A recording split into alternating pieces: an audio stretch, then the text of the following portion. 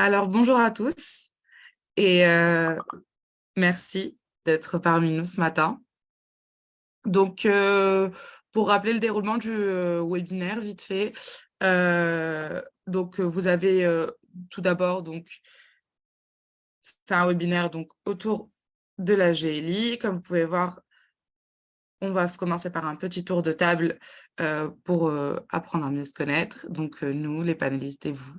Ensuite, on va vous présenter un peu le service Dossier Facile euh, et les enjeux qui vont être autour du webinaire. Puis, on aura l'intervention d'Alexandre Leborgne, donc notre juriste. Et enfin, on espère pouvoir échanger avec vous. Donc, pour les échanges, ça se passera dans le petit outil Q&R où vous pourrez poser toutes les questions pour qu'on puisse échanger au mieux, je l'espère. Donc, on commence donc par le tour de table des panélistes et je laisse la parole à notre chef de produit, Arthur Actuel. Bonjour à toutes et tous. Je me présente Arthur Actuel. Je suis chef de produit et entrepreneur chez Dossier Facile voilà, depuis 2020. Et donc, j'ai en charge l'intégralité du service qui est incubé voilà, auprès de la Direction générale de l'aménagement, du logement et de la nature au ministère du Logement. Voilà. Donc, je me présente, je suis Sarah Boudabous et je suis chargée de déploiement chez Dossier Facile depuis 2021. Et je vais céder la parole aussi à ma collègue, du coup, Joséphine Bidolet, qui va se présenter. Je suis chargée de déploiement depuis. Alors, Joséphine, qu'on tu as un n'entend petit pas très bien. problème avec ton micro. Bon. Mais donc, Joséphine, qui est également chargée de déploiement auprès de Dossier Facile. Et enfin, donc, notre juriste, Alexandre, que je laisse se présenter. Bonjour à tous, moi je suis juriste chez Numéricité et on coach un certain nombre de startups de bêta, dont Dossier Facile. Donc, si vous voulez, on peut commencer par la présentation de chaque participant. Je vais vous permettre donc de parler, je vais activer le micro. Et on va commencer par Madame Guéret, si elle veut bien. Oui, j'arrive. Ah, Bonjour à tous, donc Audrey Guéret, je suis chef de projet auprès de Saint-Pierre Assurance, qui est un courtier en assurance et qui propose notamment la GLI à ses clients, puisque spécialisé dans les produits assurantiels pour l'immobilier. merci beaucoup. Ensuite, Madame Duc. Oui, bonjour. Bonjour. Donc, bonjour à tous. Je suis chef de produit. Donc, je suis chez Sada Assurance. Donc, je suis chargée de la ligne perte pécuniaire et notamment la GLI. Merci beaucoup. Puis, Monsieur Buatois.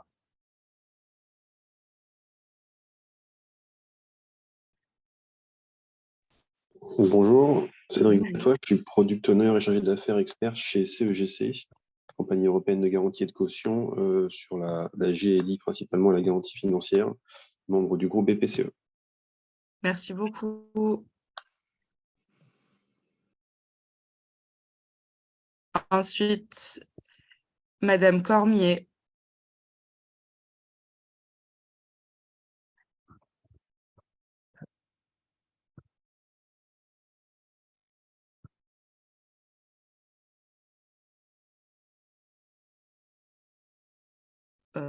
Allô? Bon, c'est pas grave. Alors, Madame Reuillon. Ah. Vous m'entendez? Ah oui, on vous entend. Oui, désolée, j'avais un petit souci de micro. Ah. Oui, donc je suis Corinne Cormier de la société Conseil GALI. GALI voulant dire gestion des loyers impayés et non pas garantie locative. et je suis les procédures d'expulsion et de recouvrement de loyers impayés. Je suis un ancien huissier de justice et j'ai monté une société spécialisée dans la gestion du contentieux locatif. Très bien, merci beaucoup. Et donc, Madame Rion, Ou monsieur d'ailleurs. ou Monsieur, C'est oui, Monsieur Ruyon, je crois. Rion. Désolé. Désolée. C'est à moi de prendre la parole, c'est ça? Oui, si vous voulez bien.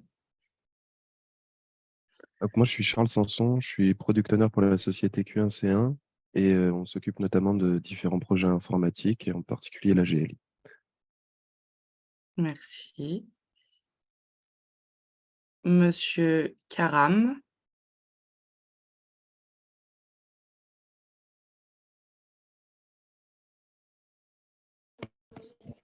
Oui, bonjour.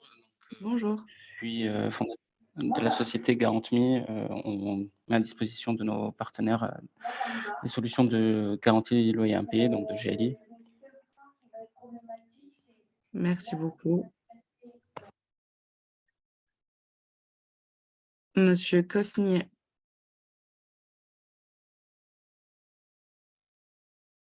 Est-ce que vous m'entendez? Oui, Bonjour à tous, Julien Cosnier, je suis référent technique garantie loyer impayé chez Saint-Pierre Assurance. merci beaucoup. Et Madame Araoui. Aouraoui, pardon. Awari, vous m'entendez? Aouraoui. Merci. Pardon. Bonjour. Donc, Latifa Awari, je suis responsable du service souscription donc pour le compte de Belia Garantie. Donc, nous travaillons exclusivement pour les agences Citia et on s'occupe effectivement de tout ce qui est dossier de solvabilité des candidats à la location. Merci beaucoup. Monsieur Brèche.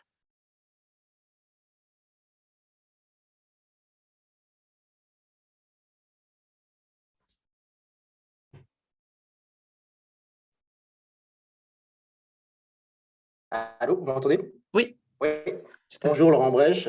Donc, je suis courtier en assurance spécialisé sur les garanties loyers impayés, garantie revente aussi. Merci beaucoup. Monsieur Chantala. Bonjour, je suis le cofondateur de SmartLock. C'est une plateforme de gestion locative pour les bailleurs indépendants et on propose notamment un comparateur de garantie loyer impayé. Merci beaucoup. Monsieur Ta.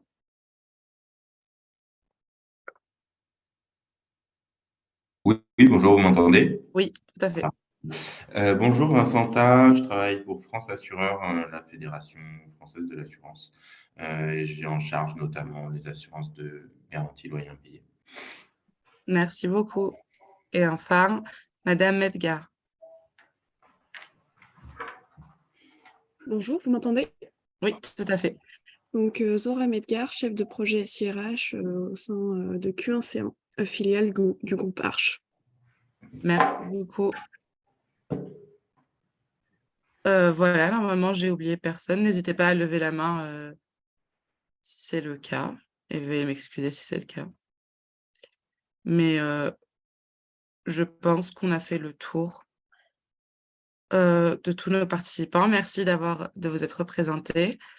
Donc, on va commencer ce webinaire par une présentation rapide donc, du service, comme je vous le disais.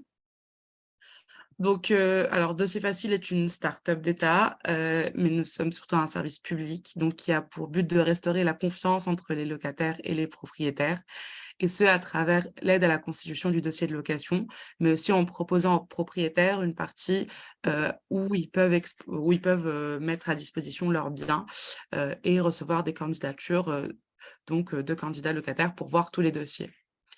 Donc, l'idée de Dossier Facile est venue d'un constat, qui sont les rapports tendus entre locataires et bailleurs. Comme vous pouvez le voir sur la slide, donc des exigences qui sont parfois abusives, un problème de zone tendue, mais surtout une idée de documents non sécurisés, puisqu'on envoie beaucoup de documents personnels, mais qu'on ne sait pas forcément où ou à qui on les envoie. Et donc nous existons principalement pour simplifier la vie des candidats locataires et des bailleurs, mais aussi pour assurer la fiabilité et la protection des informations. Et enfin, nous l'espérons, pouvoir rétablir la confiance dans ces rapports tendus. Donc, comment ça se passe concrètement? Donc, on essaye d'aider au mieux et de répondre au mieux aux réponses des bailleurs, mais aussi de protéger au mieux le candidat locataire. Donc, dans un premier temps, le candidat locataire peut choisir de constituer son dossier sur dossier facile en téléversant les pièces obligatoires, celles du décret uniquement, bien entendu, et il peut ajouter un garant, qu'il soit physique ou moral, ou un organisme. Et à ce moment-là, nos agents, alors il y a des documents qui sont vérifiés à la source, d'autres qui sont vérifiés par nos agents. Et si tout est validé, à ce moment-là, la personne obtient donc un lien dossier. Donc le dossier est traité en général en 24 heures, des fois moins. Et donc si tout va bien, la personne reçoit un lien dossier qu'elle peut partager. Mais si des modifications sont nécessaires, à ce moment-là, elle recevra des notifications lui indiquant quelles pièces il faut modifier et pourquoi, pour la guider au mieux dans la constitution donc de ce dossier qui peut être parfois fastidieuse. Et enfin, une fois que le dossier est prêt, donc que le dossier a les 3 C, donc la complétude, la clarté et la cohérence, et ben, il est prêt à être envoyé pour que la personne puisse postuler. Et nous l'espérons trouver le bien qui lui convient. Donc toutes les pièces sont bien entendu filigranées pour éviter la réutilisation de ces documents de façon frauduleuse. Et comme je vous le disais, on a aussi une partie propriétaire. Donc cette partie propriétaire permet à tous les bailleurs de mettre à disposition leurs biens, les mettre en location sur cette plateforme-là, et la personne peut candidater directement au bien qui l'intéresse. Donc pareil, le propriétaire, une fois qu'il crée son bien sur l'espace propriétaire, obtient un URL qu'il peut partager aux potentiels candidats locataires, leur permettant ainsi de candidater directement à son bien. Donc, nous tenions aussi à vous présenter quelques chiffres clés. Donc, nous sommes à 630 000 dossiers créés sur Dossier Facile, 88% d'utilisateurs satisfaits ou très satisfaits. Nous existons donc depuis 2018 et nous avons un taux de croissance de 60% en 2022. Donc, nous évitons principalement aux bailleurs des allers-retours chronophages qui leur font perdre du temps.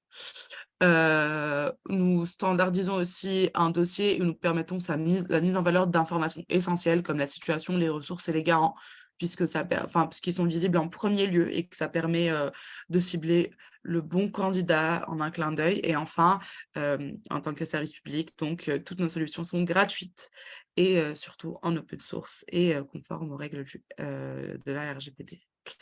Donc, voici quelques-uns de nos partenaires. Donc, mais nous sommes également partenaires avec PAP, par exemple. Donc, je vais laisser la parole à ma collègue, ou peut-être Arthur, si tu veux rajouter quelque chose avant.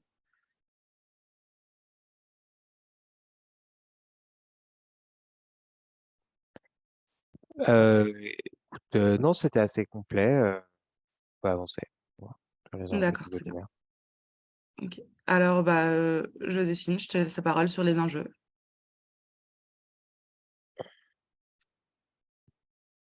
Si son micro marche, est-ce que tu as... Oui, si son micro marche. Sinon, je vais le faire.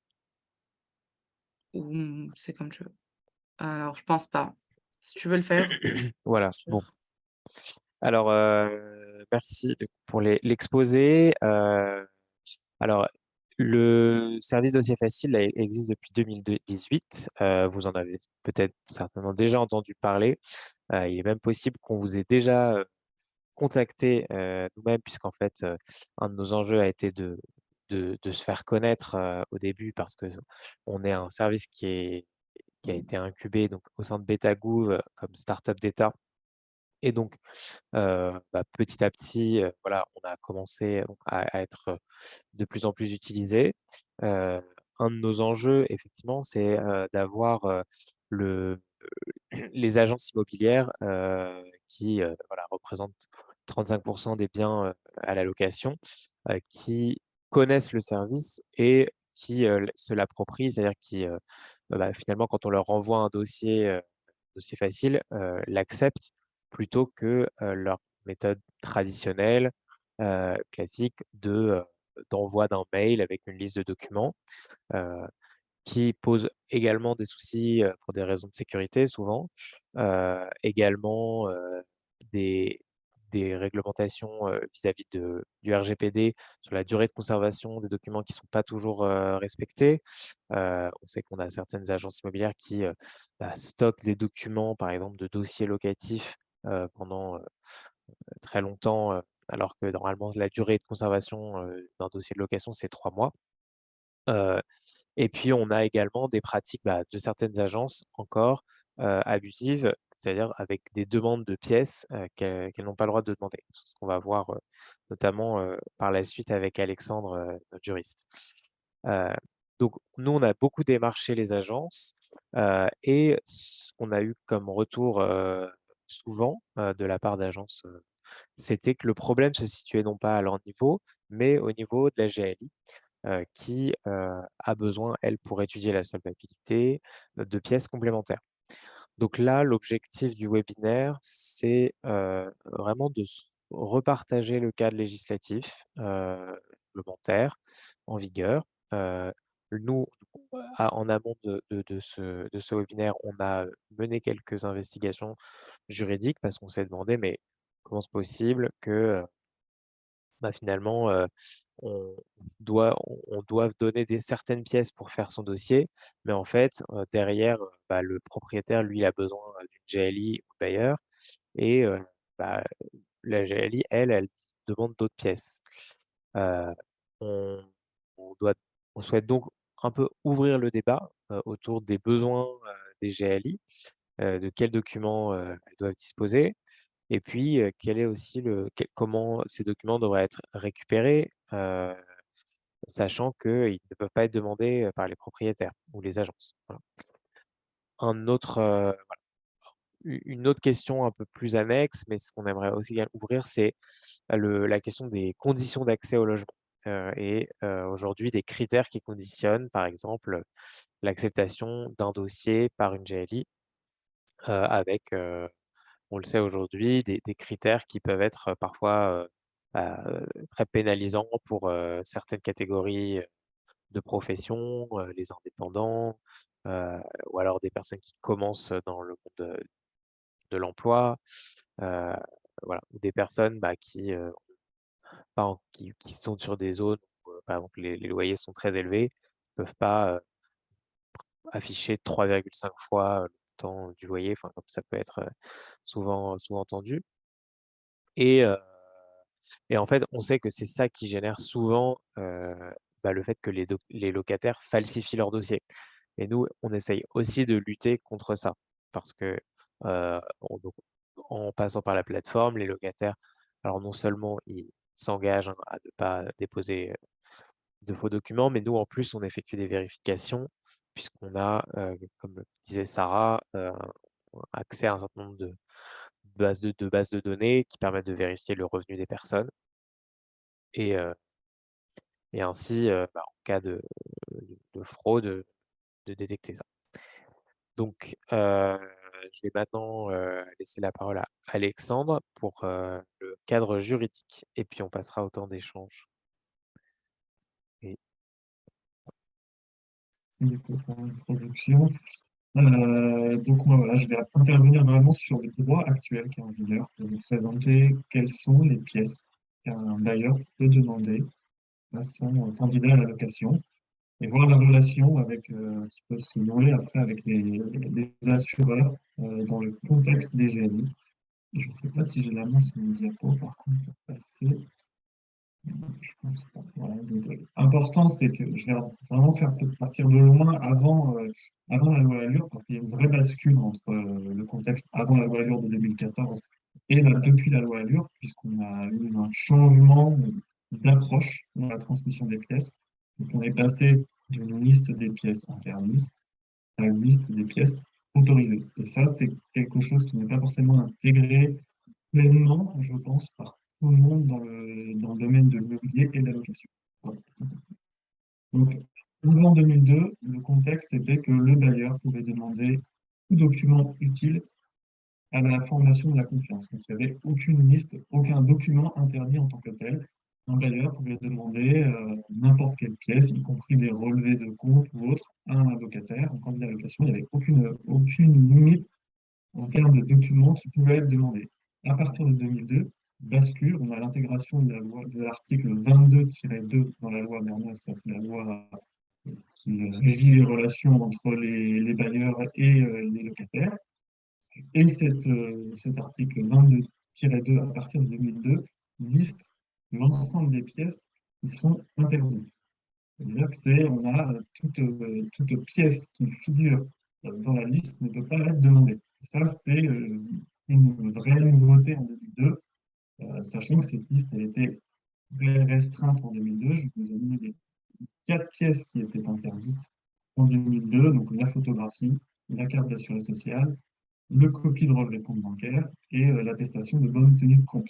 C'était relativement restreint, mais c'était l'idée déjà d'encadrer et de limiter. Et le principe demeurait la liberté. Et là, le bailleur, en dehors de cette liste, pouvait demander pièces. Donc on était quand même sur cette logique que le bailleur pouvait demander tous les éléments. On était sur une restriction et pas une interdiction. Donc, à partir de 2002, on a encore des changements qui arrivent en 2007 avec la loi DALO, du droit opposable au logement.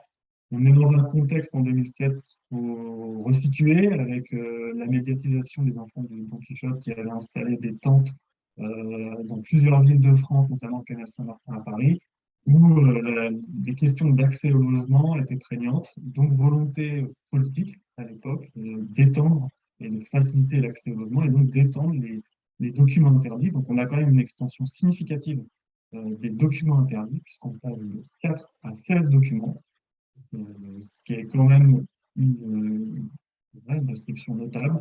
Je ne vous ai pas mis tous les liens, tous les documents interdits, mais il y a un lien et vous pouvez les consulter sur les écrans.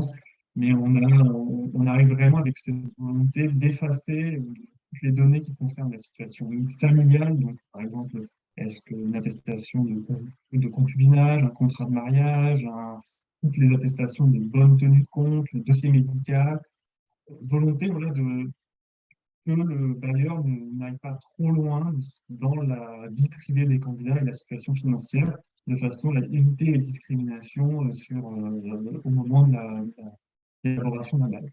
Donc cette liste elle a été complétée en 2009 et 2010 de façon marginale, mais on était toujours sur le principe, encore, si la pièce n'est pas interdite, c'est qu'elle est autorisée. Le législateur et globalement l'administration a constaté 3 écueils à ce texte. Et tout d'abord, il n'y avait aucun mécanisme de sanction, que ce soit pénal ou administratif.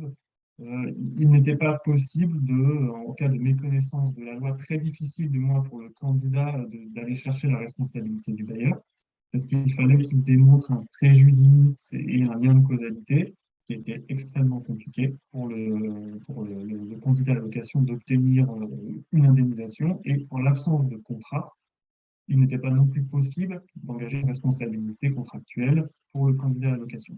Et aucune sanction administrative. Le non-respect de la loi paraissait, c'était une loi avec de bonnes intentions, mais l'efficacité était mesurée.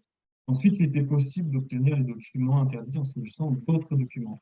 Par exemple, en sollicitant le bulletin de salaire, on obtenait le NIR, donc le numéro de sécurité sociale, ou on pouvait obtenir également des renseignements sur le compte bancaire. Idem pour la photographie d'identité, en demandant une carte d'identité, on obtenait la photographie d'identité. Donc il y avait des trous dans la raquette. Et enfin, le texte était muet sur les documents que pouvait fournir une caution. La caution, potentiellement, le bailleur pouvait demander, y compris les documents interdits, à la caution.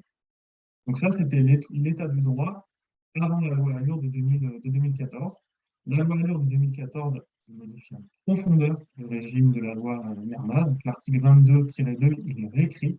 Et là, c'est une nouvelle logique qui est mise en place. C'est uniquement les documents autorisés dans le décret qui sont autorisés. Donc désormais, on inverse les choses. Il faut vraiment que la liste des documents figure dans le texte pour que le bailleur puisse la demander. Et donc cette liste de documents, elle figure dans un décret. Donc, vous avez la référence au décret 2015-1437 du 5 novembre 2015.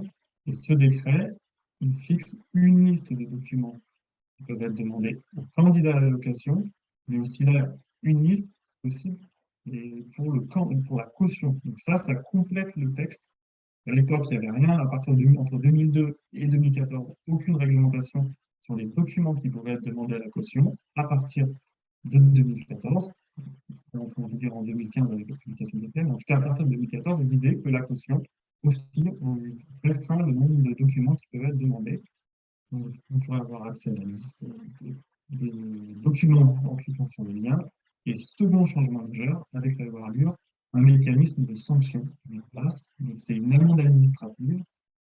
Une amende administrative, c'est-à-dire qu'elle peut être prononcée directement par arrêté préfectoral sans recours au juge. Donc, il y a une procédure, vous êtes en général, lorsque la sanction est envisagée par le préfet ou les services de l'État compétent dans le département, il y a un système de courrier et de mise en demeure, voilà, une procédure mise en place, mais potentiellement, le préfet peut prendre un arrêté et sanctionner d'une amende administrative de non-respect de la réglementation concernant les pièces. Donc, toute pièce hors du décret peut être demandée hors du décret, peut être sanctionnée. Voilà, donc là, vous avez un extrait du décret. Donc, voilà, c'est pas forcément très lisible, mais c'est pour le candidat à l'allocation, par exemple, toutes les pièces qui peuvent être demandées pour attester d'une activité professionnelle. Donc, c'est un ou plusieurs documents. C'est-à-dire que vous pouvez, bien évidemment, demander, un bailleur peut demander un contrat de travail, un extrait de cabis, une fiche d'immatriculation, voilà, plusieurs documents qui peuvent être demandés pour attester de la réalité d'une activité professionnelle, tout comme l'attestation de ressources. L'attestation de ressources, il est possible de demander l'avis d'imposition, les 3 bulletins de salaire, l'un ou l'autre, les deux. Enfin, voilà, il est possible de cumuler des pièces dès lors qu'elles sont dans la liste. Et ça, c'est un point important. Et donc, on a la même situation également pour la caution. La slide suivante, où est-ce qu'on retrouve un peu cette même logique de un ou plusieurs documents pour les attestations, pour une activité professionnelle, un ou plusieurs documents pour les attestations de retour. Donc là, c'est un extrait, vous avez d'autres pièces qui sont possibles d'être demandées par le décret, mais je pense que pour les GLI, c'est davantage les questions de ressources et d'activités professionnelles qui sont concernées. C'est pour ça que je vous ai proposé ces extraits du décret. Donc, quelles conséquences finalement tirées de cette réforme de la loi Allure et de l'existence de ce décret de 2015? C'est qu'un bailleur, que ce soit un propriétaire ou une agence immobilière en tant que mandataire, ne peut pas demander d'autres pièces que celles prévues par le décret, quand bien même il y a une souscription de GLI qui est en cause. Donc, un bailleur, par exemple, ne peut pas demander un relevé de compte ou un décompte d'emprunt, parce que ça ne fait pas partie des pièces autorisées. Donc, les pièces du décret, en tant que telles, peuvent permettre d'apprécier la solvabilité du locataire, et y compris la souscription d'une assurance GLI.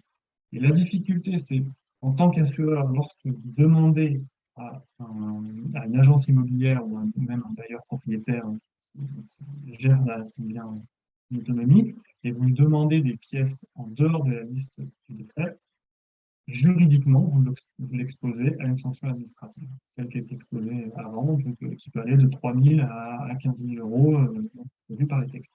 Donc là, c'est bien cet élément-là qu'il faut retenir, c'est qu'aujourd'hui, en dehors des éléments qui sont dans le décret, il n'est pas possible de demander les pièces pour apprécier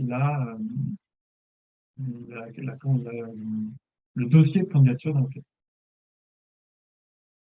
Là, en quelques mots, l'état du droit. Merci beaucoup, Alexandre, pour cette présentation. Donc, nous passons donc au temps d'échange. Alors, je vous remets les questions ouvertes. sur lesquels nous aimerions ouvrir le débat. Mais bien entendu, si vous avez des questions sur la présentation d'Alexandre ou la présentation qu'Arthur et moi vous faites d'abord de dossiers faciles ou quelques questions que ce soit, nous vous écoutons ou plutôt nous vous lisons. Vous pouvez lever la main si vous voulez normalement.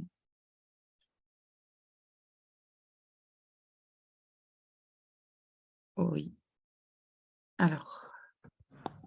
Oui, merci. Vous avez indiqué les temps de conservation des dossiers sont de 3 mois, mais on est d'accord que ça ne concerne pas les dossiers des locataires qui sont sous garantie, parce que par définition, Non, effectivement, on parle que Ouais. des dossiers, en fait, des candidats en refusés. recherche, des Ouais. dossiers refusés. Ouais, Enfin, non retenus, quoi. c'est ça, exactement. C'est ça. Ok. Merci. Merci à vous.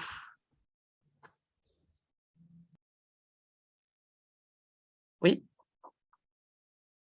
Alors, sur votre site, vous indiquez réaliser une batterie de tests sur les dossiers. Je voulais savoir quelle était la nature des contrôles effectués, quelles pièces étaient contrôlées. Alors, en ce qui concerne la pièce, donc il y a déjà, enfin, il y a 2 situations. Soit la personne se connecte en utilisant son mail et son mot de passe de façon normale et à ce moment, enfin de façon classique, pardon.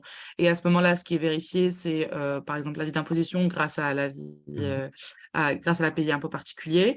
Des vérifications manuelles sont ensuite effectuées donc sur les documents, à savoir la clarté, la complétude et la cohérence. Donc entre par exemple le nom, le salaire déclaré, le salaire indiqué sur les fiches de paie, etc. Et puis alors, si la personne se France Connect, à ce moment-là, son identité aussi est vérifiée puisqu'elle utilise ses identifiants personnels pour attester de son identité. D'accord. Donc, au niveau des fiches de paie, il n'y a pas d'API avec l'URSSAF, il n'y a pas de... Au-delà des contrôles manuels réalisés par vos agents, il n'y a pas de contrôle sur les fiches de paie. Pas encore, mais bientôt, nous l'espérons. D'accord. C'est l'idée, en fait, c'est le but. Oui, alors l'idée, c'est que une fois que alors, un certain nombre de critères, enfin voilà, d'obstacles techniques et juridiques sont levés, c'est de récupérer au maximum les informations connues de l'administration pour le candidat directement à la source. Et ça tient compte également des revenus, des fiches de paie, par exemple. Mmh. Alors pour les entrepreneurs, effectivement, ça va être auprès de l'URSSAF, mais pour les salariés, ça va être auprès des ministères sociaux, puisque tous les employeurs sont tenus de renseigner donc, ce qui s'appelle la déclaration sociale nominative pour voilà, le revenu de leurs employés. D'accord. Merci beaucoup. Et aujourd'hui, certaines administrations, donc il y a un mouvement au sein des administrations pour mettre en place des flux de données donc via des API. C'est encore, voilà, pour l'instant, certaines administrations sont équipées. Effectivement, la DGFiP a été précurseuse avec une API qui permet de récupérer le revenu fiscal de référence, donc ce qui est déjà une information sur les revenus et la solvabilité d'un candidat. Mais les données issues de la déclaration sociale nominative ne sont pas encore l'objet d'une API. Nous espérons avoir Mais répondu à votre question. voilà. Mais on a déjà, ce qu'on va avoir, c'est la possibilité, par exemple, de vérifier les les statuts, par exemple, le statut d'un étudiant, ses bourses. On a également les revenus de Pôle emploi et les revenus CAF qui sont déjà vérifiés. D'accord. Merci pour la question.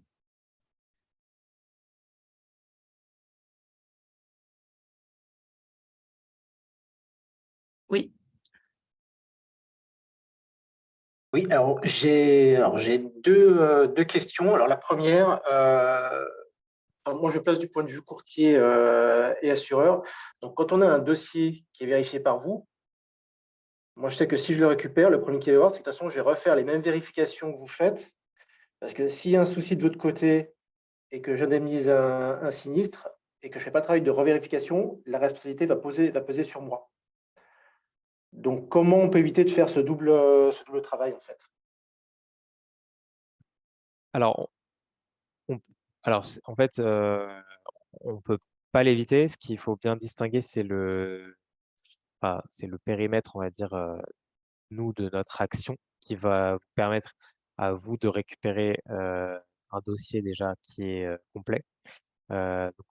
Donc en fait, nous, on vous garantit que les informations, du dossier sont présentes, qu'elles sont lisibles, qu'elles sont cohérentes et donc c'est déjà un temps précieux de gagner pour pas avoir à relancer, les candidats sur les pièces manquantes et cetera. Il y a un certain nombre d'informations, donc effectivement, comme je disais, qui sont, authentifiées, comme l'avis d'imposition, ou l'identité pour les candidats, qui passent par France Connect.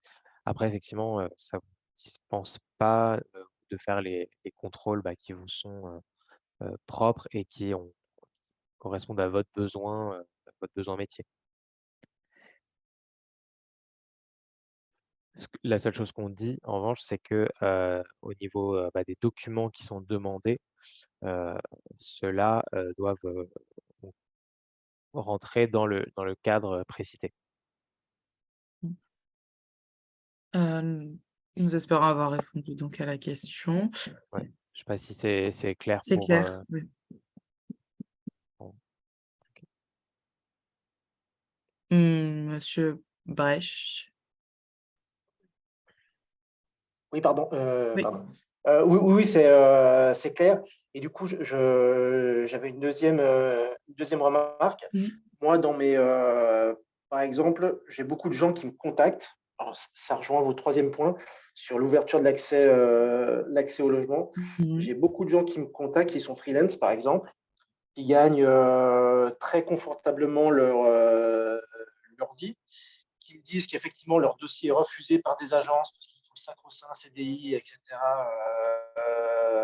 etc. Et du coup, on en vient à des situations où, en fait, alors la commune actuelle, en gros, c'est qu'ils s'inscrivent dans une école pour avoir un statut étudiant.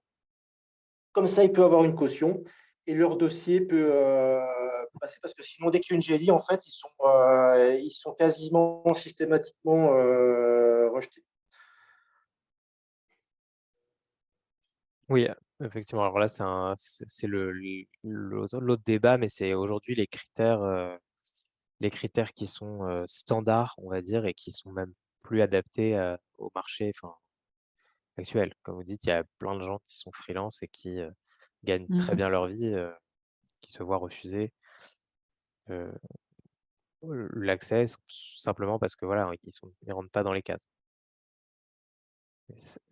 Mais ça, si vous avez vous des idées de comment faire évoluer les choses, Nous, de notre côté, effectivement, moi, je travaille avec des assureurs qui ont des conditions qui sont assez souples, justement, et on n'est pas. Déjà, dans les conditions générales, on est assez souple. Mais en fait, il y a moi, ce que je vois, c'est qu'il y a alors, au niveau des agences, ce qui se passe, c'est que par exemple, sur des villes comme Paris, il y a tellement de choix qu'en fait, ils ne se cassent pas la tête. Hein. Il y a assez de CDI, entre guillemets, qui rentrent dans les clous, donc ils ne s'embêtent pas à étudier les dossiers qui sont un peu atypiques ou à les soumettre à l'assureur pour obtenir une dérogation, qui fait qu'en fait, voilà, on arrive à une situation buesque où en fait, faut essayer de magouiller, faire des combines pour récupérer les dossiers, les faire rentrer. Donc effectivement, l'idée d'étendre peut-être l'accès, le cumul caution GLI permettrait de lever une certaine forme d'hypocrisie.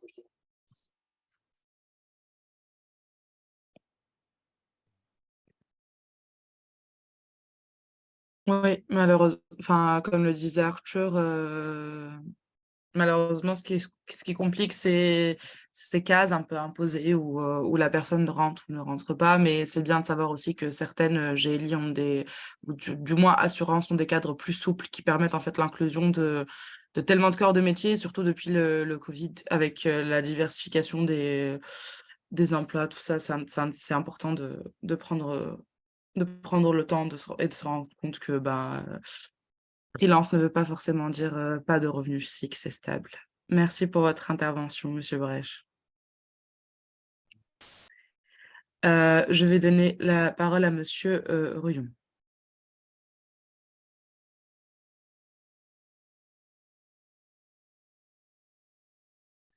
Est-ce que vous nous entendez?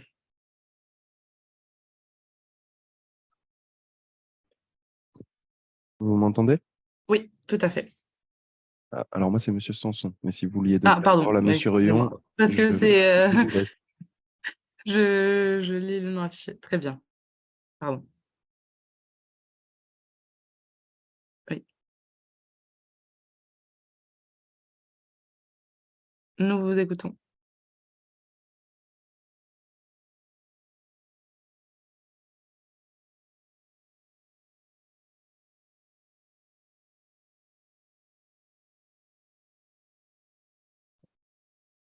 Allô? Pardon, vous m'attendiez ou... Non, pas du tout. Ah non, vous avez mis... Vous aviez coupé votre micro. Oui, alors très bien. Juste, donc j'ai vu que vous aviez fait ce dossier donc pour les locations. Vous garantissez l'identité. Vous avez des éléments de solvabilité, mais vous ne portez pas la responsabilité de la solvabilité de la personne. Est-ce que vous comptez l'élargir à la transaction dans un second temps pour les Alors, dossiers, de candidats à l'achat? je vais Alors, peut-être laisser notre intrapreneur répondre. non, c'est pas prévu pour l'instant. On est sur une politique au niveau, en tout cas, le bureau, enfin, et la direction qui porte cette politique au niveau du ministère est vraiment focalisée sur l'amélioration des rapports locatifs. Et donc, il n'est pas prévu qu'on accompagne aussi la transaction à courte échéance.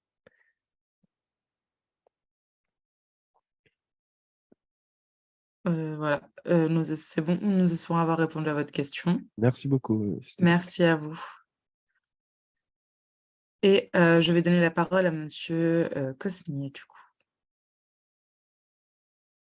Alors, bon, il ne me semblait pas avoir redemandé la parole, mais pourquoi pas? Parce que votre main est restée levée. D'accord. Mais alors, tant que je l'ai, je vais aller dans le sens de Laurent au sujet de l'élargissement de la garantie loyer impayé aux locataires qui ont des garants. Donc aujourd'hui, certes, il y a certains critères qui ne rentrent pas dans les clous de certaines GLI, mais les assureurs s'ouvrent de plus en plus, donc c'est plus tellement le cas, en tout cas sur la situation professionnelle.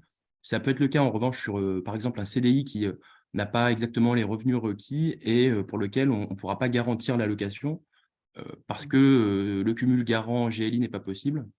Effectivement, élargir le champ d'application de la GLI aux locataires qui sont en CDI ou en tout cas non étudiants, non apprentis, avec un garant, permettrait un peu d'étendre l'accessibilité au logement pour ces profils.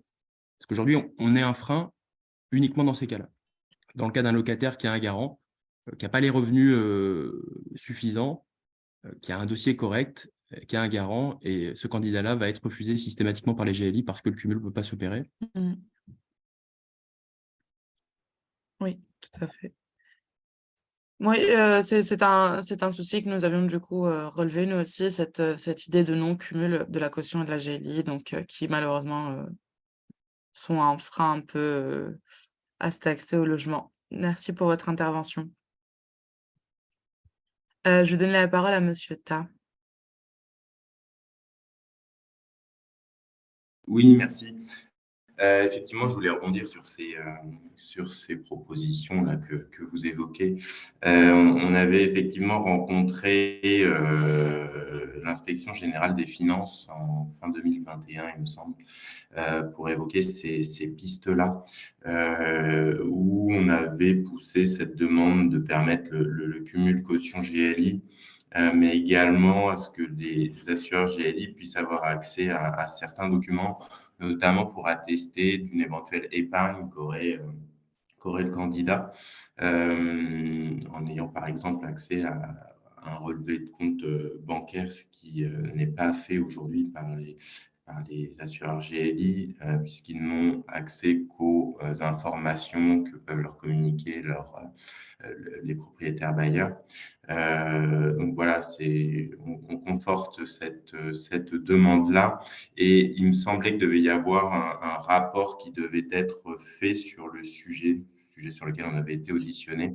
Et je ne sais pas si vous avez eu les conclusions de ce rapport. En tout cas, nous, on ne les a pas eues. Donc, si jamais vous les avez, ça nous intéresse. Merci. Merci à vous.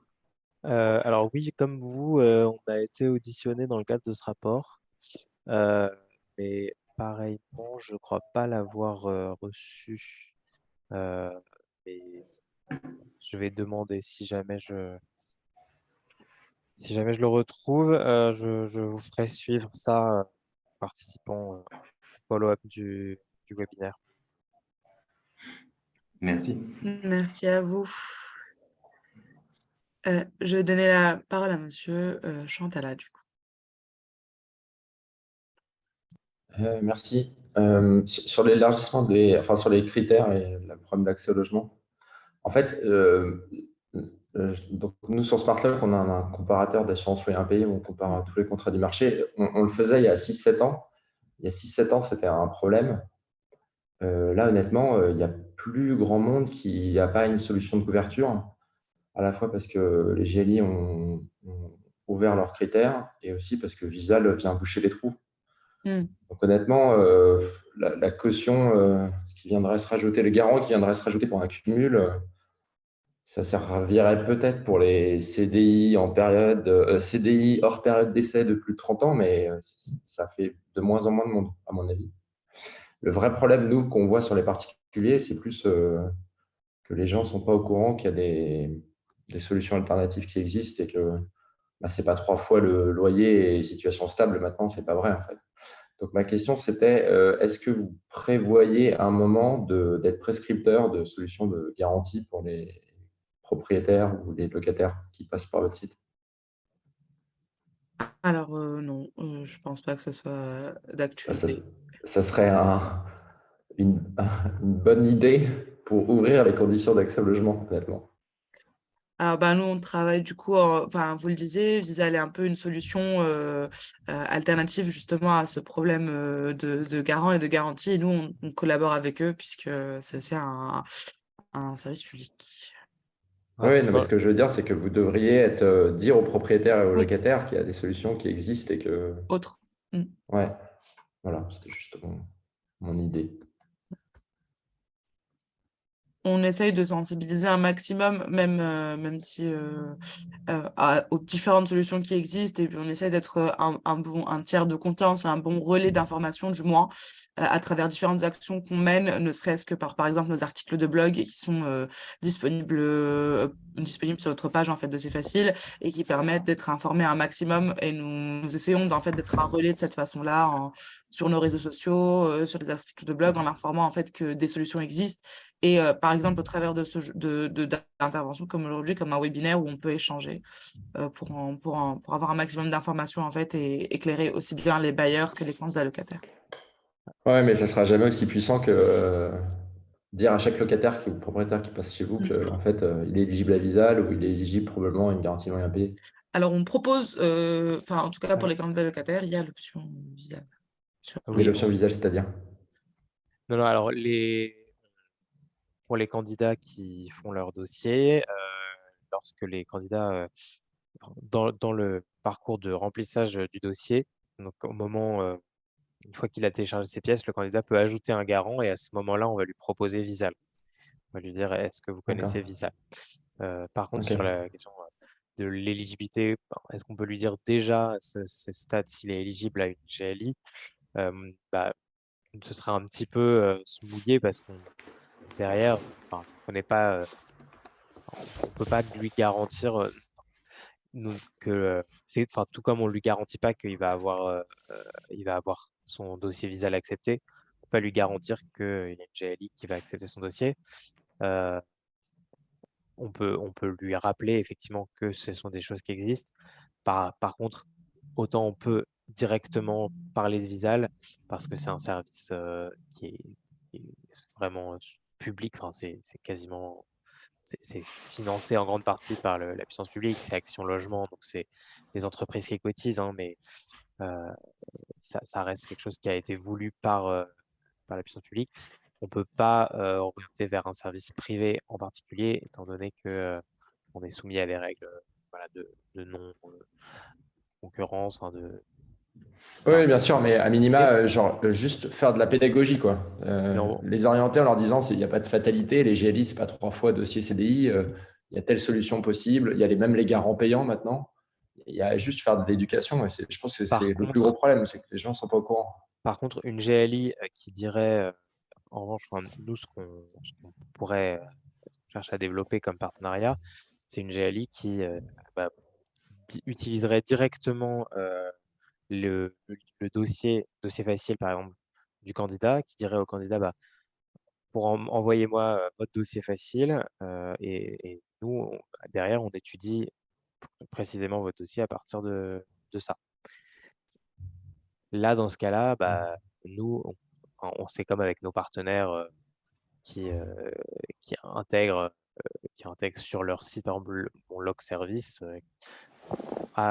Nous, on ne va pas dire aux candidats allez sur log service, mais on a sur notre page d'accueil les partenaires, c'est-à-dire les personnes qui recommandent notre service, voire qui intègrent directement une de nos solutions, puisqu'on peut, on a des solutions d'API qui permettent de s'intégrer facilement à notre service.